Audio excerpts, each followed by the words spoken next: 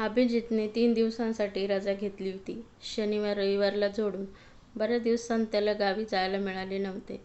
मध्यंतरी 2 दिवस जाऊन आला तेवढेच.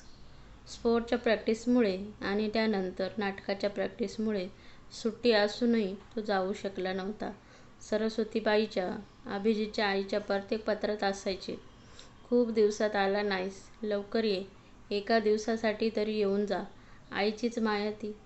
अभिदादा, तू लवकर ये हं परत. तू नसलास म्हणजे मला बिलकुल करमत नाही. अगं पण पल्लू, मी फक्त 4 दिवसांकरता जाणार आहे. बुधवारी मला कॉलेजला यावेच लागेल. तू मुळीच काळजी करू नकोस. हो, पण तुला करमणुकीला वेळ तरी कधी असतो? पाहावे तेव्हा तुझा अभ्यास.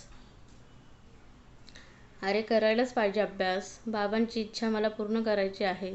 प्रत्येक वेळी बाबा घरी आले म्हणजे त्यांचा पहिला प्रश्न असतो, अभ्यास कसा चालला आहे पल्लूताई? ये अभिदादा, यावेळी तू त्या रेखाला बघून ये हं. मावशीच्या पत्रातील तिची एवढी तारीफ वाचून मलाही तिला पाहावीशी वाटू लागले आहे. काय रे, राहील ना लक्षात? छट, काही नको रेखा आणि ठेका. मग पाहिजे तरी कोण तूच सांग. कोणी मनात भरली आहे की काय? पल्लू, जा पाहू तू इथून. उगीच डोके उठवू नकोस. अभिदादा, उगीचच कोणीतरी आहे तर ये, तसे नसते तर तू हा असा उगीचच रागाव आव आणला नसतास खरं ना? तिच्या या बोलण्याने अभिजितच्या डोळ्यासमोर अनघा उभी राहिली आणि तो अगदी हळू आवाजात स्वतःबरोबरच बोलावे तसा म्हणला, आहे काय आणि नाही काय, माझ्या दृष्टीने सारखेच. पल्लू, प्लीज तू जा पाहू इथून. पल्लवी चटकन उठून गेली. तिच्या मनात विचार आला, अभिदादा नक्कीच कुठेतरी गुंतला आहे, पण काहीतरी घोटाळा दिसतो आहे. आपला अभिदादा तिला फारच आवडत होता. त्याच्यासारखा तरुणाला नाकारणारे तिच्या दृष्टीने निव्वळ महामूर्ख होते. कदाचित ती कोणीतरी आधीच कुठेतरी गुंतलेली असेल. हो नक्कीच, म्हणूनच तो असे म्हणाला असणार. पल्लवीने पुस्तक डोळ्यासमोर धरले. ती वाचू लागली. पण तिला वाचलेले काही एक कळत नव्हते. न पाहिलेल्या त्या मुलीचा ती विचार करू लागली आणि अचानक तिच्या डोळ्यासमोर हसरा रवी उभा राहिला. रवी, सूर्य. ती स्वतःचीच हसली. मन चक्षू समोरच्या रवीला तिने प्रश्न केला, ए, तू तर नाहीस ना कुठे गुंतलास? नाहीतर अभिदादासारखी माझी स्थिती होईल. आणि या स्वतःच्या प्रश्नावर ती अडखळली, संकोचली, लाजली. त्या प्रश्नाचा अर्थ या क्षणी तिच्या लक्षात आला, म्हणजे त्या रवीवर आपण प्रेम करतो आहोत. होय, नाहीतर असा प्रश्न आपल्या मनातच आला नसता. नेहमी अभ्यासात गुंतलेली पल्लवी प्रथमच या वेगळ्याच विषयावर विचार करीत होती. आत्तापर्यंत वेगवेगळ्या रोगांची लक्षणे पाहून तो रोग कोणता हे ठरवण्याचे शिक्षण घेतले, पण ह्या प्रेमरोगाची, हृदयरोगाची लक्षणे तर आपण ओळखलीच नाहीत. रवी आपल्या घरी यावा, कुठेतरी दिसावा ही ओढ आणि तो आला नाही म्हणजे होणारी हुरहूर, तो पुन्हा कधी दिसेल याची उत्सुकता, हीच का ती प्रेमाची लक्षणे? रोग समजला, पण आता यावर उपाय? पल्लवी तशीच बसून राहिली. तिला काही एक सुचेना. तोंडातल्या तोंडात ती पुटपुटली, Ravi, I love you, I love you. Abhijit पहिल्या पिरियडला गेला. रवी क्लासमध्ये नव्हता. त्याला आश्चर्य वाटले. आजपर्यंत रवीने कधी त्याचा पिरियड बुडविला नव्हता. आज रवी त्याचे पुस्तक आणणार होता. अभिजितला आज गावी जायचे होते. पुस्तकाची आवश्यकता त्याला होती. जिन्यावरून जाताना अभिजितला अनघा दिसली. पुढे होऊन रवीबद्दल तिला विचारावे असे क्षणभर त्याला वाटले, पण त्याने तसे केले नाही. रवीच्या घरी जाऊन पुस्तक आणावे असे त्याने ठरविले. 4 वाजता अभिजित रवीच्या घरी आला. दार बंद होते. त्याने कॉलबेल वाजवली. अनघाने दार उघडले. अभिजितला अशा अचानक पाहून ती गोंधळली. स्वतःला सावरत म्हणाली, रवीदा घरात नाही. किती वेळात येईल? आपण काही सांगू शकाल का? पिक्चरला गेला आहे. 6:30ला येईल. अरे बापरे, 6 वाजता येणार? मग मोठी पंचायत झाली. मी सांगते रवीदाला आपण येऊन गेलात हे. महत्त्वाचे काम असेल तर घरी पाठवू? काम तर महत्त्वाचेच आहे आणि 6 नंतर तो भेटायला आला तरी मी त्याला भेटू शकणार नाही. 5:30च्याच गाडीने मी गावी निघालो आहे. घरात दुसरे कोणी आहे का? आई, नाना? मी एकटीच आहे. नाना दवाखान्यात गेलेत आणि आई नुकतीच बाहेर गेली आहे. तिचे हे उत्तर ऐकून अभिजित नाराज झाला. या 4 दिवसात त्याला ते पुस्तक वाचून काढायचे होते. तो बोलून गेला, माझे एक पुस्तक आहे रवीकडे आणि त्या पुस्तकाची मला गरज आहे. आपण थोडी तस्ती घेणार का तेवढे पुस्तक शोधून देण्याची? प्लीज. आता मात्र अनघाला नकार देण्याचे जीवावर आले. हो हो जरूर, या ना आतमध्ये या. पुस्तकाचे नाव सांगा, मी शोधून आणते पुस्तक. अभिजितने पुस्तकाचे नाव सांगितले. त्याला बसायला सांगून ती पटकन जिना चढून रवीच्या रूममध्ये गेली. अभिजित मनातल्या मनात विचार करीत होता, बाईसाहेब मनातून चिडले असणार. झोपेतून उठल्यासारखे दिसते. नक्कीच. डोळे लालसर दिसतात. केस विखुरलेले, कपडे चुरगळलेले, अशा घरगुती अवतारात ही सुंदर दिसते आहे. आणि आज थोडी माणसाळल्यासारखी वाटते आहे. मला तर वाटते रविदा घरात नाही, तुम्ही चालू लागा म्हणते की काय. भारी तिखट आहे बुवा हे. अनघा रवीच्या पुस्तकांचा रॅक तपासत होती, पण तिला पाहिजे ते पुस्तक मिळत नव्हते. टेबलावरही नव्हते. ठेवले तरी कुठे त्याने? तिचे लक्ष उंचावर असलेले शोकेसकडे गेले. तेथे 3-4 पुस्तके दिसत होती. त्यात तर नसेल ना ते पुस्तक? एकदा खात्री करून घेऊयात. स्टूल घेऊन ती त्यावर चढली. टाचा उंचावून तिने पाहिले. पाहिजे असलेले पुस्तक मिळाले. तिला समाधान वाटले. शोधण्याचा एवढा अट्टहास केला, पण वाया नाही गेला. उतरण्यासाठी तिने एक पाय खाली सोडला आणि त्याच वेळी स्टूलाने एकदम पलटी खाल्ली. अनघा खाली पडली. ते पुस्तक तसेच तिच्या हातात होते. खाली पडताना काचेच्या फ्लॉवर पॉटला धक्का लागला आणि तोही कोसळला होता. धडम असा आवाज खाली असलेल्या अभिजितला आला. अभिजित ताडकन उभा राहिला. नक्कीच काहीतरी झाले आहे. अभिजितने भराभर चिनात चढून रवीची खोली गाठली.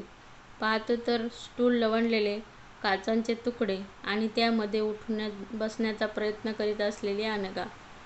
ते सारे पाहून अभिजितच्या काळजाचा ठोका चुकला. तो घाबरला.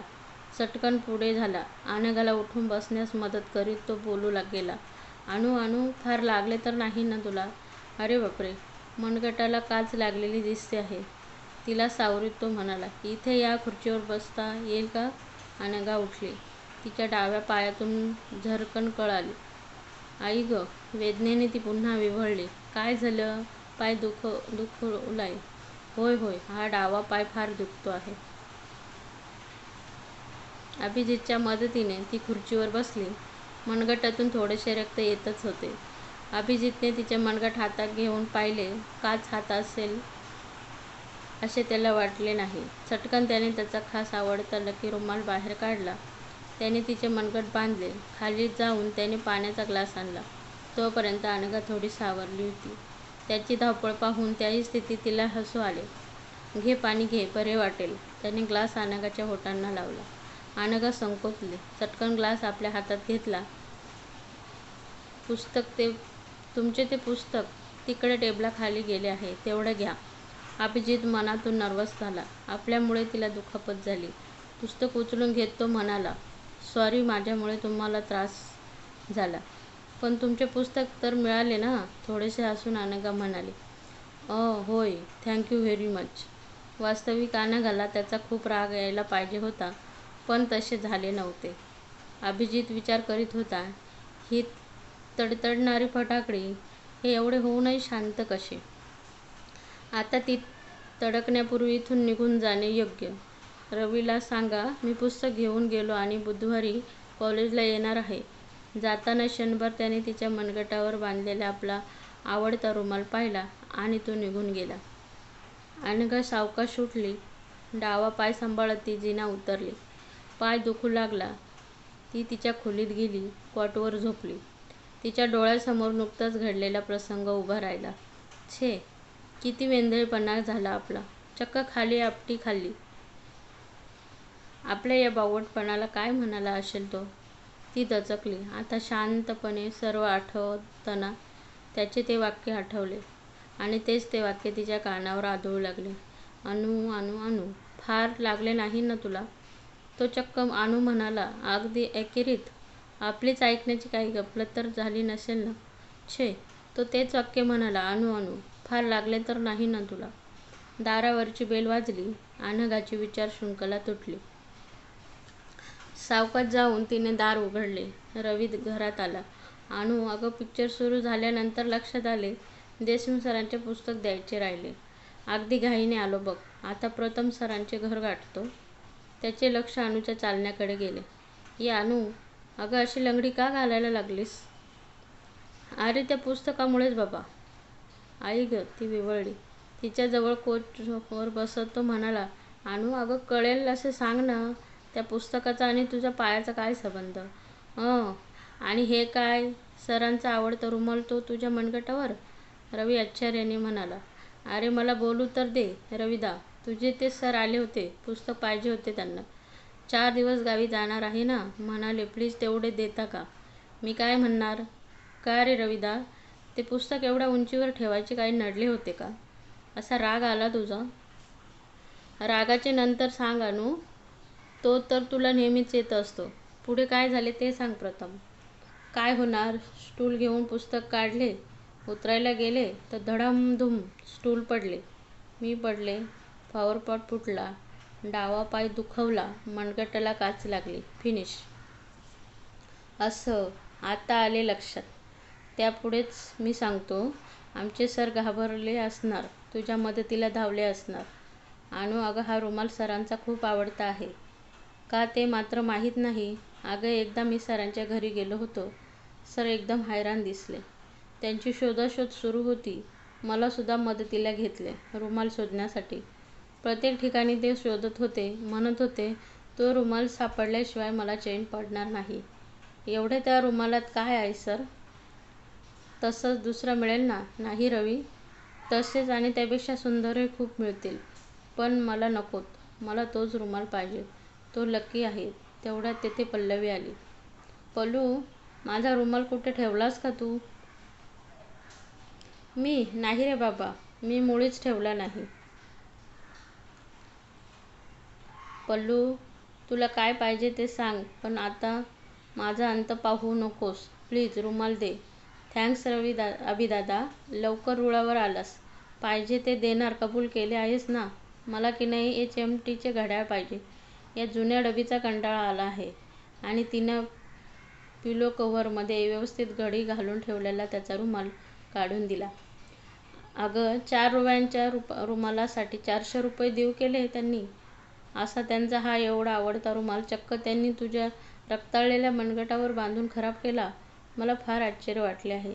रविदा, ही पल्लवी कोण आहे त्यांची? बरेच दिवस मनात घुटमाळला प्रश्न अनघाने विचारला. तिचा प्रश्न ऐकून मात्र रवीची कळी एकदम खुलली. पल्लवी ना? अगं ती सरांची मावस बहीण आहे. रवीचे हे उत्तर ऐकून अनघा आनंदले. रवी निघून गेला. मनगटावरील रुमालावर हळूवार हात फिरवीत ती मनात म्हणाली, खरेच का मी एवढी लकी आहे की मिस्टर यूचा रुमाल, आवडता लकी रुमाल त्यांनी स्वतः हाताने बांधला आहे. चटकन तिने त्या रुमालावर ओठ टेकले आणि आपली विचित्र कृती पाहून तिची तीच लाजली. अभिजितही गाडीमध्ये विचार करीत होता. आपण चक्क तिचे नाव घेतले अनु, पण ते नाव असे आपल्या तोंडात सहजासहजी आलेच कसे? कसे म्हणजे काय? मी तुला आवडते. तिला तशा स्थितीत पाहून तो बावरलास आणि चटकन बोलून गेलास. अनु अनु, फार लागले तर नाही ना तुला? अभिजितला हसू आले. होय, ती अनु आपल्याला फार आवडते. तिच्यात एक वाक्य लक्षात आले तर बापरे, किती चिडेल ती, रागवेल. आणि आता जेव्हा ती समोर येईल तेव्हा आपले काही खरे नाही. एकदम बॉम्बस्फोट होणार तर. त्याच विचारात तो गावी पोहोचला. फ्रेंड्स, तुम्हाला हा भाग कसा वाटला कमेंट्समध्ये नक्की सांगा. आणि भाग आवडला तर व्हिडिओला लाईक करा आणि नातं मनाचं या चॅनलला सबस्क्राईब करा आणि बेल आयकॉनवर क्लिक करून ऑलवर सेट करा, म्हणजे पुढचे व्हिडिओ तुम्हाला लगेच भेटतील. धन्यवाद.